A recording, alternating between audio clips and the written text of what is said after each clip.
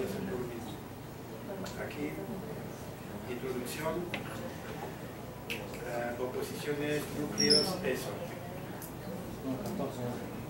Seguimos con la introducción. ¿Okay? ¿Qué pasa aquí? Aquí ve la magnificación.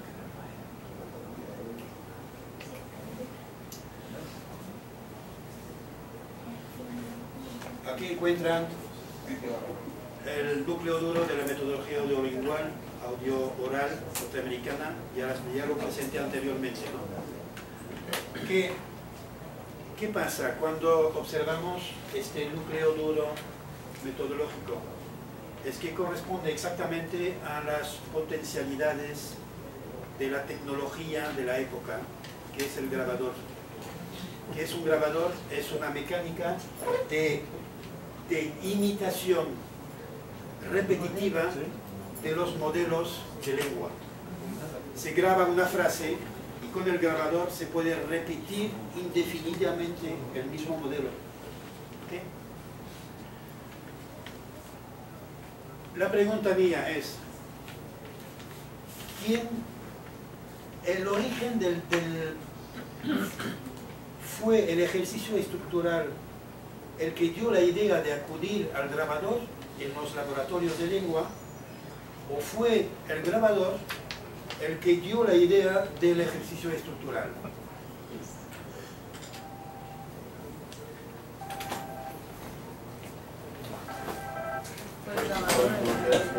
Pues la respuesta es la de la gallina y del huevo.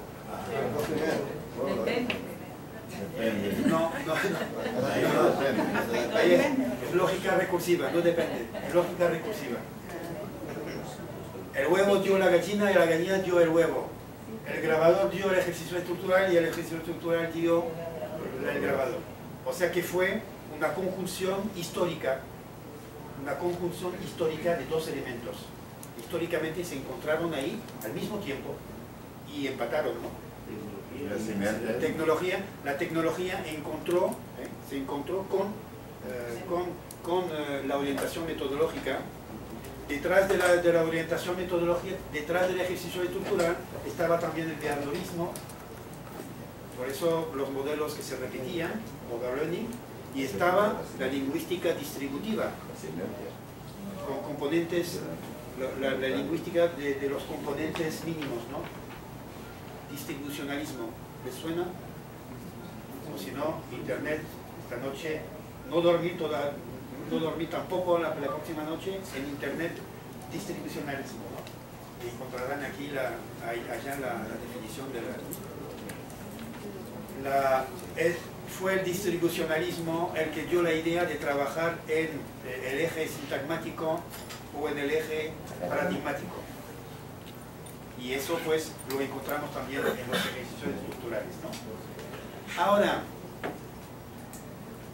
se puede entender a partir del behaviorismo, distribucionalismo, grabador, método de ejército, ya mi método, se puede entender la importancia que cobró el ejercicio estructural en la metodología audiolingual norteamericana, ¿no? Pero no se puede comprender cómo que se haya llegado al extremo de concebir máquinas de enseñar, que eran dispositivos en que desde la primera hora de clase hasta la última, los alumnos únicamente estaban en el laboratorio con el casco puesto y eran baterías de ejercicios estructurales, desde la primera hora hasta la última hora de clase. Máquinas de enseñar. Eso ya es algo increíble, ¿no? Inimaginable. Y si es increíble, es que ahí hay ideología, forzosamente. Ahí viene un factor ideológico. ¿Y cuál es? Una concepción de la producción. Un ejercicio estructural quiere que el alumno produzca lengua extranjera. ¿Y cuál era el modelo de producción industrial repetitivo de la época? La empresa fordista, la cadena de producción. Es Charlie Chaplin en los tiempos modernos. ¿Okay? La cadena de producción. ¿Qué es una máquina de enseñar? ¿Qué es un programa compuesto únicamente de ejercicio estructural? Es una cadena de montaje de automatismos lingüísticos. Es la cadena de montaje. ¿Okay? Pues ya ven, un fenómeno como la importancia que tomó de pronto un tipo de ejercicio estructural se explica por una conjunción de factores muy diversos, ¿no?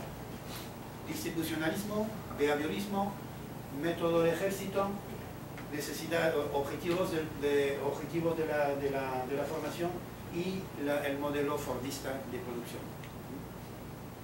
¿Okay? Ahora el modelo de producción es el proyecto en la perspectiva orientada a la acción social. Y como es muy curioso, ¿no? Hace como 20 años que las grandes empresas trabajan por proyectos, orientación proyecto. O sea que encontramos también, siempre hay paralelismo entre los modelos de producción industrial y los modelos de producción lingüística en la enseñanza. Porque el desafío de un profesor es hacer producir lengua. Pues es normal que los modelos de producción de la época tengan influencia en la didáctica. ¿Okay? Bien. Podemos empezar ahora. Bueno, otra esquematización de un núcleo duro es el de la metodología tradicional. Método de conceptualización, que es inductivo más en su lista, ¿cuál es? Lo que llamaba aquí método conceptualizador, después utilizó otra expresión que es método reflexivo. Método reflexivo, lo pueden reemplazar por método reflexivo, y el método aplicativo, que aparece ahí, ¿no? Aplicador. Aplicador. Conceptualización y aplicación. ¿Okay? Reflexivo. Método reflexivo. ¿Okay? Y método, ¿cómo aparece? Repetitivo. No, repetitivo no. A ver, aplicador. Aplicador, está en la lista. Sí. Okay. Método aplicador está en la lista, y aquí está en su lista el método reflexivo. Okay. Bien. Pero ya sabemos que podríamos completar este cuadro aquí con la combinación con el método transmisivo. Es el profesor el que explica la conceptualización. Explicar una regla en clase es combinar el método reflexivo con el método transmisivo. ¿Okay?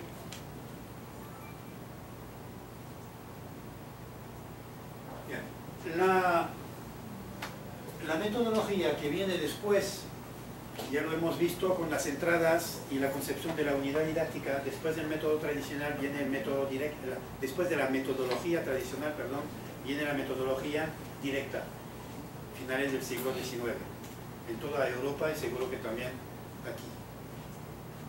Había una asociación de metodólogos directos en Chile en particular, que era muy activa en la época, finales del siglo XIX, en Honduras no sé. Así se puede describir el núcleo duro de la metodología directa. Es una combinación entre método directo, oral y activo. O sea que a partir de finales del siglo XIX, lo que quiere un profesor, lo más rápidamente posible, las más veces posible, es que los alumnos, que sean los alumnos, método activo, que los alumnos hablen, método oral, directamente en la lengua extranjera. Y pues el trabajo del profesor esencialmente es hacer que los alumnos hablen en clase en lengua extranjera. La consigna de referencia del profesor tradicional con el método transmisivo es, por favor, escuchen, presten atención. partir del método directo, la consigna fundamental es, ustedes tienen que ya no escuchar, sino participar oralmente, ¿no? Que los alumnos, los propios alumnos hablen directamente en lengua extranjera.